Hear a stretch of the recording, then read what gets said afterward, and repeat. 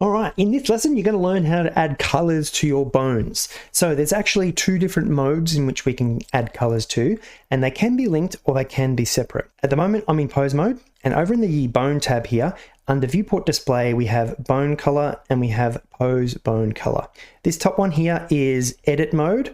So if we change the top one, let's just choose the red one for now, and we don't have a separate color for the pose mode, it's going to use that for both modes. So if I jump into edit mode, you'll see it's red. If I jump into pose mode, you'll see it's red. However, we can differentiate that. We can say, okay, I want pose mode to be yellow and edit mode to be red. So now I'm in pose mode, so it's yellow. And then if I jump over to edit mode, you'll see it is using that red theme. You also notice that you can't change the pose mode color when you're in edit mode, but you can change the edit mode color when you're in pose mode.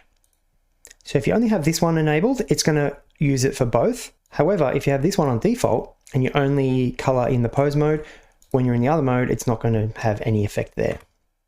So they're all the different options that you have available to you.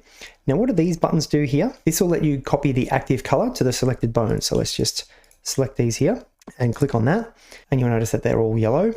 Let's just do something else. Let's change these ones to be red and click it like that.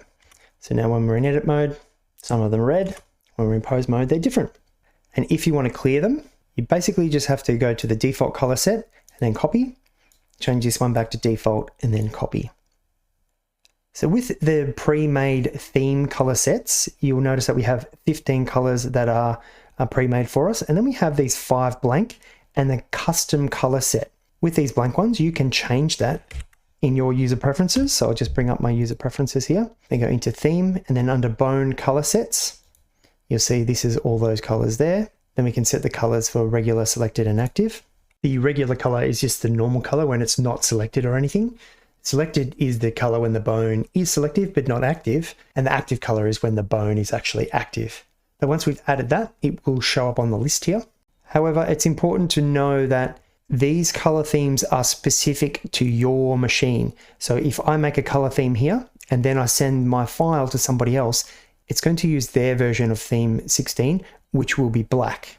So generally it's not a good idea to use these blank ones unless it's staying on your own machine. If it's going to a different machine, then you can use custom color set, and then you can actually change it here, and this will actually be saved in the file. So now we can set it here, and if this file goes to anybody's machine, these colors will be there. So that's how bone colors work. Pretty easy stuff. Now you're probably asking, why do we want to add colors to our bones? Usually we do it on the controls to differentiate what they do or the purpose of that control. Some riggers also like to color code different sides of the character. So the left might be red and the right might be blue, for example. As an animator, I don't really find that helpful unless you're working in games and you're doing lots of cycles, then it does help out. But generally I can tell the left and the right side of the character just by looking at them. But anyway, that's how the bone colors work on your bones.